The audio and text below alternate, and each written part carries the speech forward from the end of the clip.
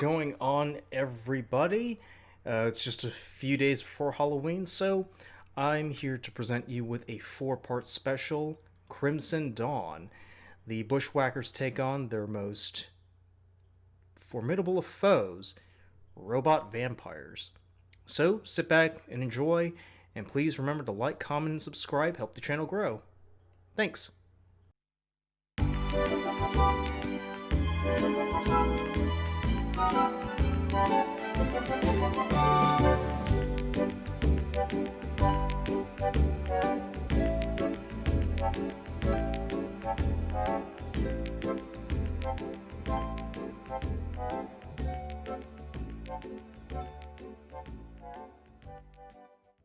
The story begins in 1943, in a grand study with several large bookcases and windows.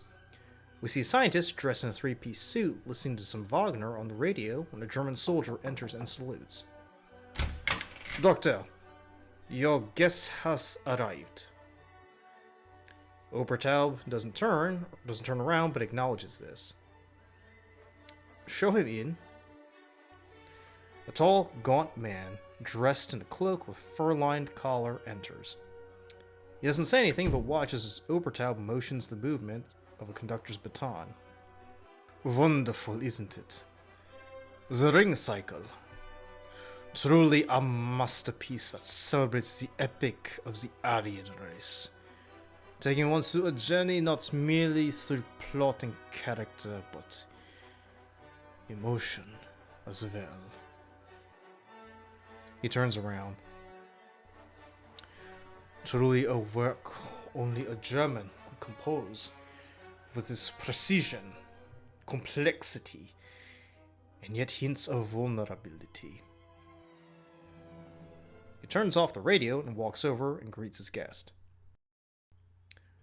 "Obertaub, you have summoned me here not to discuss trivial matters. What do you want?"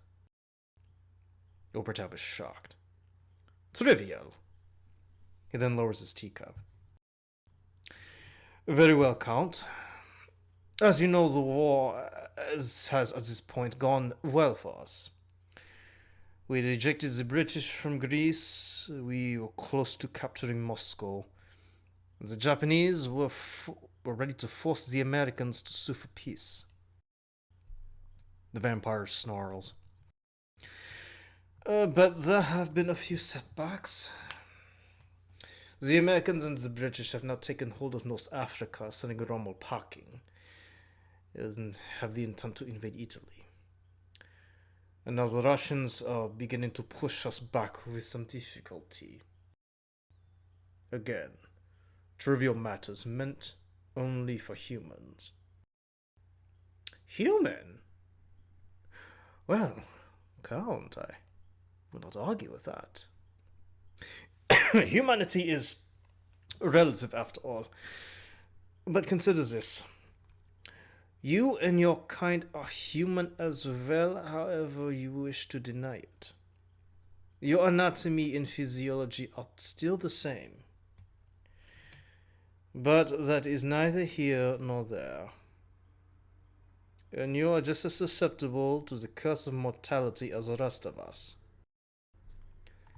As the vampire glares at this remark, the doctor presents him with a document, which he cautiously glances at. "The Führer has authorized me to propose a pact between the Reich and your coven. An alliance. And why should we help you? If the reports are true, your precious Reich will capitulate in a matter of months." "Oh, Count. You too are a German. He looks at the papers on his desk and holds up a sheet. "Graf Melchior Eyre. You were a decorated hero of the Holy Roman Empire, and you served your emperor quite enthusiastically against the Swedes at Nordlingen. Dear me, what a list. Breitenfeld, Zusmarshausen, Yankov, Rocroi, all the way to Ulm and Leipzig. So, Count, I don't doubt that there is still a twinge of patriotism within you even into the present day. Again, Germany is beset on all sides, and you, as a German national, must answer the call. What say you? The vampiric Count looks away. Well, if the past won't persuade you, then perhaps the present will. After all, how often do we permit your kind to feed on the prisoners we have locked away in those labor camps? We built special facilities just to accommodate your kind's table manners. He looks up with a slight snarl. We will consider the matter. Back in the present, we are at Lee's apartment following the events of Lee and the Dust Bunnies. Luca and JJ walk outside to the parking lot. So, do you think it was a good idea to tell him he was possessed by, Dust Bunnies? Well, king of the Dust Bunnies. Whatever. All things considered, I think he took that quite well. Look, if we've learned anything, it's that Lee Suchek will never accept that he's been mentally taken over by a life form that he scrapes off the soles of his sneakers. Anyway, we did some good. We defeated the Arachnid Empress. By the way, did she ever say what her plans were? No.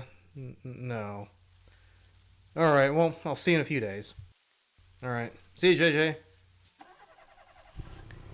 As JJ leaves, Luca looks around and pulls out his pipe and is about to light it when he hears a voice. You really shouldn't smoke. It can do great damage to your system. He turns around to see a beautiful woman with dark hair and a pale complexion standing at the entrance of the breezeway. He finishes lighting his pipe and blows a puff of smoke. That hasn't stopped me yet. I see. A stubborn ox. You are the Bushwackers.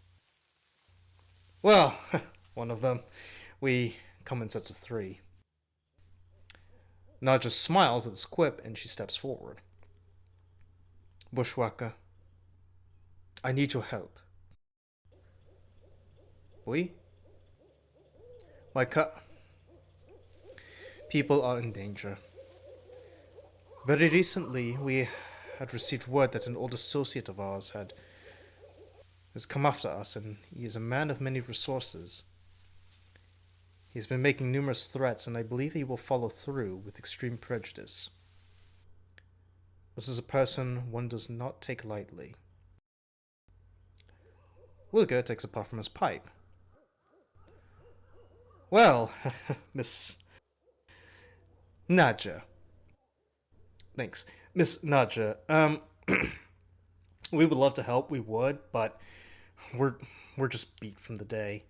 See, my friend had been possessed by the king of the Dust Bunnies, and we had to fight these giant spiders that may or may not want to take over the world. I don't know, the details are still fuzzy on that. Huh. What? Well, now that I've said that out loud, it actually sounds pretty stupid. Nadja looks crestfallen. I see. So you won't help us? Well, I never said we wouldn't, being all old school. But we would like the knight to just recover from today's adventure. Anyway, do you have any intel on the person you guys are running from? Nadja reaches into the folds of her dress and produces a floppy disk. Lucas stares incredulously at her, and then the disk. Right. Do you have any other device like from, say, the past 2 years? Anything saved on the cloud, for example? Maybe a flash drive? I haven't seen this since I lost the last of my baby teeth. No, sorry. Luca again looks at the disc. Right. Well, thank you. We'll take a gander at this and we'll let you know. Excellent. Thank you. As she walks away, Lucas stops her. Hang on a sec. How do I get a hold of you? Nadja turns around. I will return in 2 days for your answer. Be here then. Then suddenly she vanishes into the darkness. Luca looks at the disc again and continues to smoke his pipe in the breezeway. The next day, Luca is talking to Lee about his encounter from the night before. And that's it. She gave me this here and when I asked her for intel. Lee holds up the floppy disk and examines it. Wow, I haven't seen this since I lost the last of my baby teeth. Holy shit, that's what I said to her. It's kind of weird that she would just have that on hand, and just hand it to you ready to go. Yeah, pretty freaky.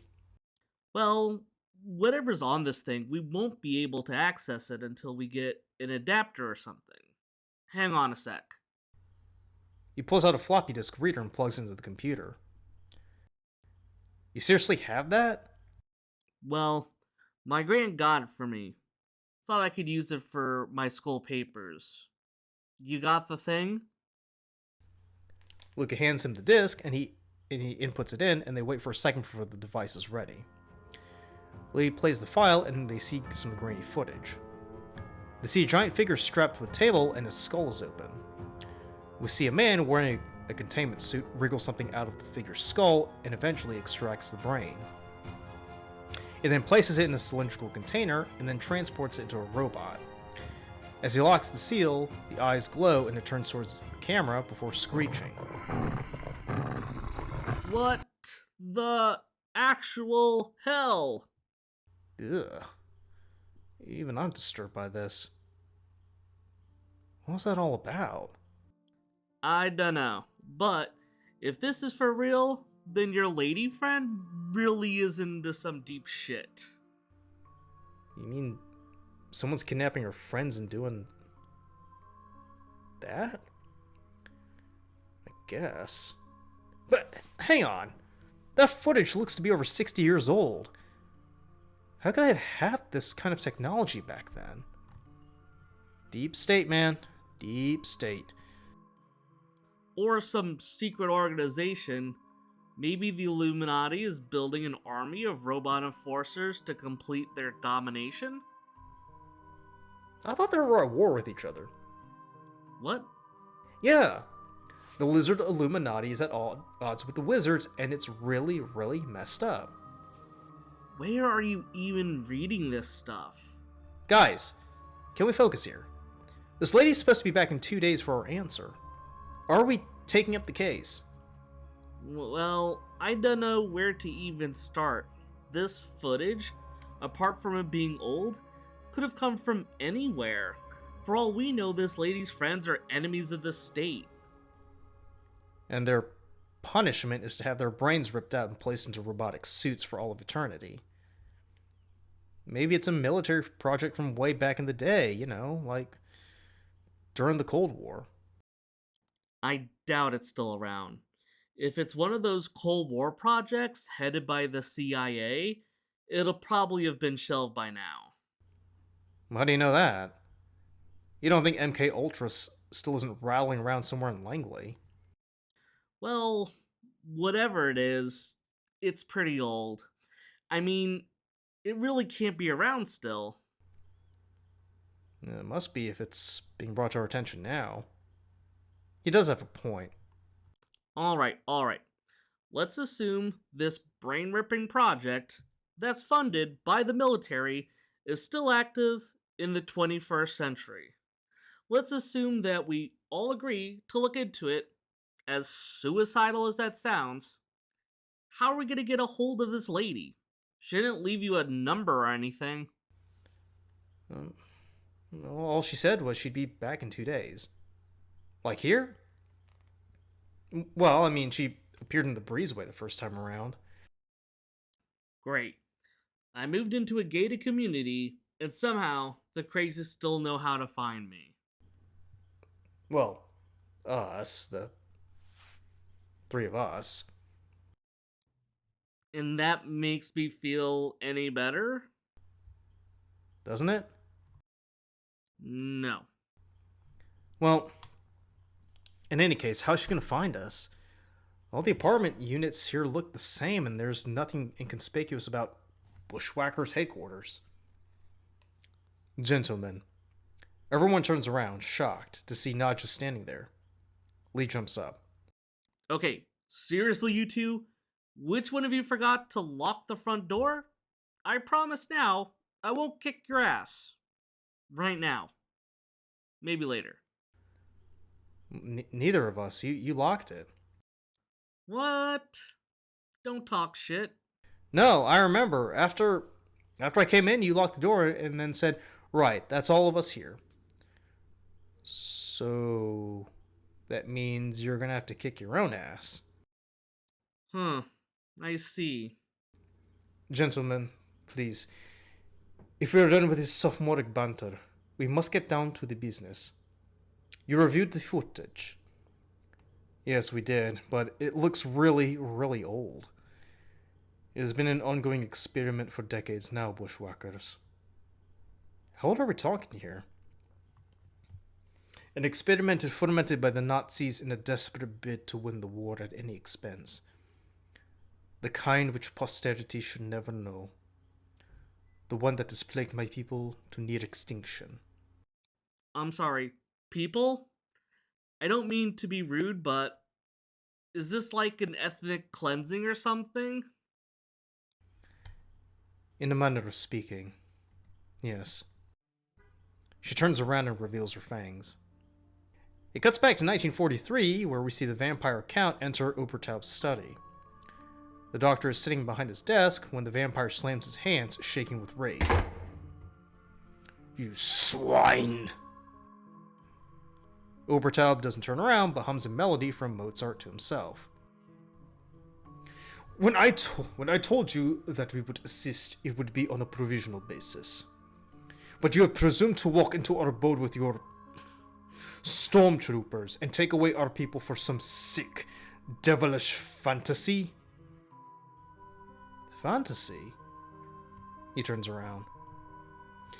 My dear Graf, it is nothing but a reality. It is in fact hard science plucked from the depths of my mind. All for the glory of the fatherland.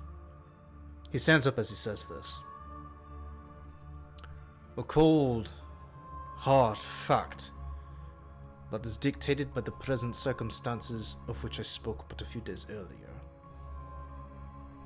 Then I shall be obliged to pluck your head for this intransigence. As he moves to grab Obertaub, the doctor displays a silver cross, which causes the vampire to recoil on the floor. My dear Graf, you of all people, and you are still people, regardless of your superstitious pretenses, or to understand that the lukewarm never achieve anything in life, and your coven is simply too placid to move even a finger without consulting the cards divining from the stars. You may not realize this, but the nature of the German is to be precise and decisive. How else did Arminius deliver such a humiliating blow on Varus? How else did Charles defeat Francis at Pavia? He kneels down as the Count gasps for air. Amazing. It is like watching a fish out of water. But one must wonder if this is merely an act or if truly you breathe. I'm saying it for myself, but can still hardly fathom it. Though undead, you still fall on basic reflexes as gasping. He straightens up as three soldiers enter, carrying silver armbands.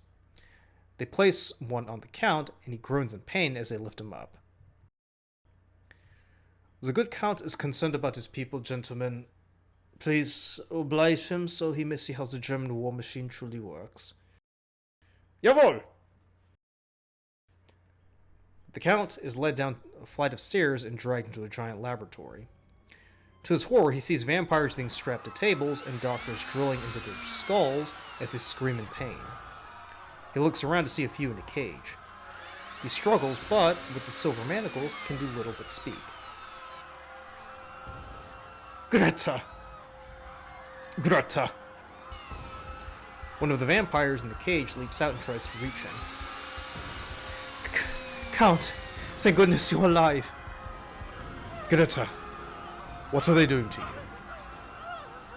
Before she can say anything, the Count is struck from behind and he falls to the table.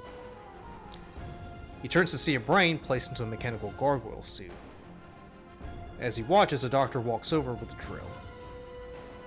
Willkommen, Count. Today you will be an integral part of the Wehrmacht. You will achieve greater glories than before. I curse you, swine! He struggles but learns they are silver lined. The doctor looks at his subordinates. No anesthesia on this one. He is the leader of the coven. Make the others watch.